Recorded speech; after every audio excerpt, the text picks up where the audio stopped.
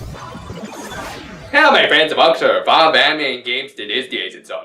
So, anyone out there up for a zombie movie? Oh come on guys, get in the Halloween spirit, damn it! Okay, I'll admit, I'm getting tired of zombies too, but still, it's Halloween and you gotta watch at least 2 or 3 movies about them.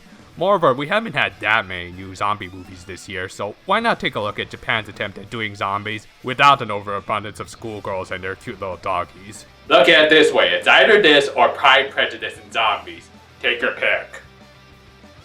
Good. Let's take a look at Tokyo Zombies.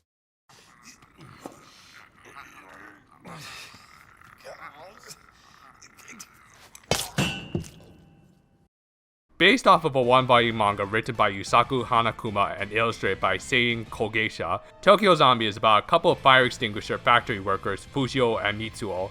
Though rather than making tools that could save people's lives, the two would rather focus on their jujitsu training. Then again, once the zombie outbreak started, maybe knowing how to twist a few necks here and there might be useful. The actual cause of said outbreaks was an enormous mountain of garbage called Black Fuji. Yeah, apparently Tokyo's littering problem got so bad that it ended up forming a garbage dump the size of Mount Fuji, which FYI is over 12,000 feet high. Oh wait, I see what the producers were trying to do. They were trying to get a heads up on the Captain Planet movie, a shoo-in for the Oscars if I ever saw one. Oh, and also, Black Fuji happened to contain some dead bodies and a little bit of toxic waste, but I'm sure that has nothing to do with the current situation. The two decide they have to leave the country and make their way to Russia. Oh, not because they're trying to do the smart thing and head to the country whose cold temperatures would freeze the zombies, but rather just to enroll in the Leagues there. Oh, well, of course. Will our two hapless heroes make it through the zombie apocalypse? Hey, Michan, I found the keys! Great! Yeah, I left them in the ignition! Idiot! Probably not.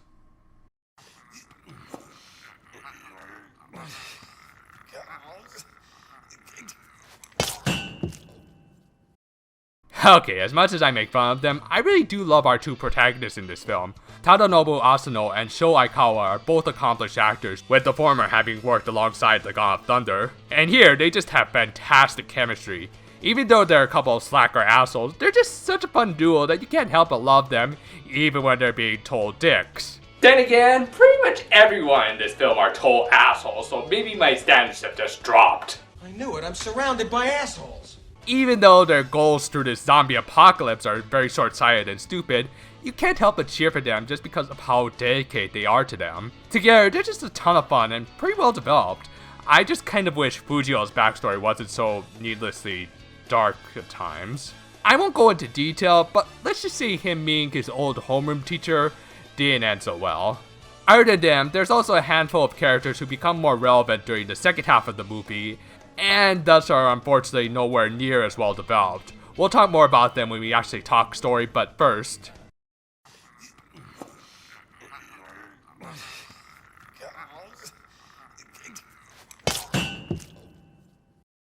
You know, it's kind of sad when I have to say the best practical effect in this entire film is Aikawa's ball cap. And even then, I'm not sure if they put it on right all the time. Okay, not all of the effects are terrible, as some of the gore does look good. Not quite on Romero levels, but at least most of it is practical and not just CGI. And thank God for that, because the CGI that is in this film looks outright bad, like Asylum levels bad. You think this looks like $100 million picture? Well, I think from a distance, you know, from a distance, okay? From so, like back here, or out the room, or... Thankfully, they don't over-rely on it, and in some cases I think they purposely use the cheapness of it all towards comedy. So yeah, it's not Evil Dead, but it does have its own unique charm.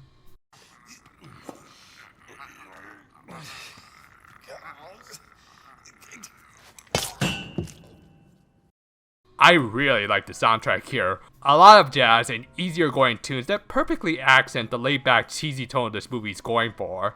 There's also a really decent English dub track here that was done by Bang Zoom Entertainment, so you know they at least have the talent with Patrick Sates and Christopher Smith playing Fujio and Mitsuo respectively. Yeah, some of the sound mixing is a little bit off in the English track, But it can be forgiven when you realize one of the main characters is voiced by Ragnar the Blood Edge. All other complaints are invalid. Ghost?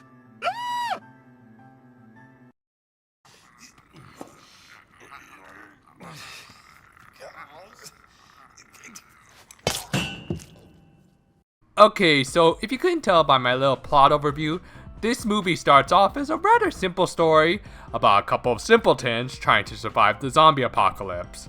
And if that had been the story for the entire runtime of the film, I'd have no real complaints. But then the second half happened. Okay, I'm going to have to go a little bit into spoiler territory, so just take note. So halfway through the film, Fujio and Mitsuo get separated, with Fujio ending up in an enclosed city where the rich control the poor and force them into either manual labor or into fights to the death with the undead. So yeah, all of a sudden the movie that had a less than subtle environmental message also decided to tackle a little bit of social commentary with a dystopian tale. If it sounds like these two halves don't fit together, that's only because they don't. Seriously, the tonal shift here is insane. It'd be like taking the main characters from Shaun of the Dead and plopping them into the Land of the Dead and... Oh wait, they actually did do that.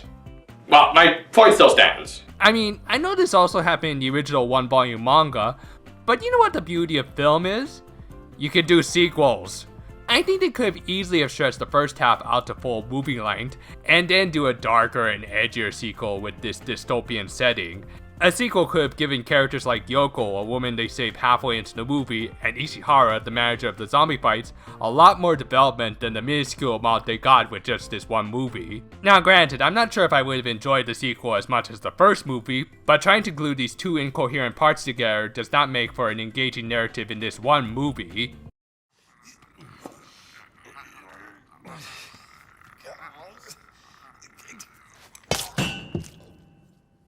So yeah, unfortunately the story kinda falls apart, but then how does this hold up in terms of just pure entertainment value? Well, for starters, movies like these are definitely more of an acquired taste, because the humor here is black, like the night sky's pitch black.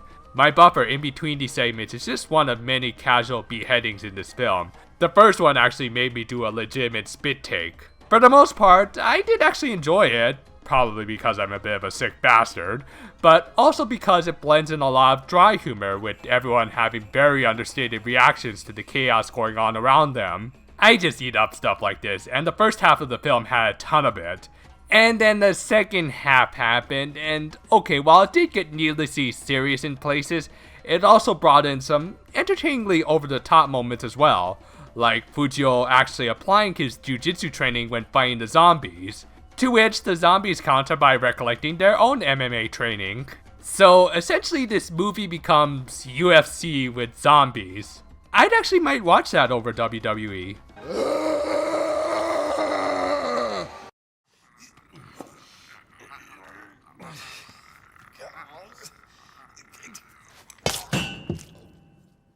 So yeah, while this movie's plot is kind of disjointed, I'm ultimately left satisfied. While it's nowhere near the pantheon that is Shaun of the Dead, it's still entertainingly over the top in its own way. Hell, even taking away the zombie aspect, it remains an engaging buddy comedy with two fantastic actors. I'd say at least give it a rent alongside all the other Japanese horror movies you'll probably be renting from Netflix this year. You might just be able to have a good laugh alongside your own close friends. I actually managed to get my copy dirt cheap from my local used DVD store. And apparently this was an unreturned Blockbuster DVD. You could actually say this is a zombie of the home video market. I'll have you know that Netflix, Hulu, and Crackle still don't make the money Blockbuster does. Streaming movies is not for everyone. Anyway, this has been a little bit of an unusual Halloween on my channel, hasn't it? I mean, I've done video games, movies, and magical girls. So maybe for this last video of the month, I should do something that combines all of them. A movie that kind of looks like a video game at times, starring magical girls. Is there something like that out there? That'll do. Next time, the Princess Precure Halloween movie. Until then though, farewell for now, my friends.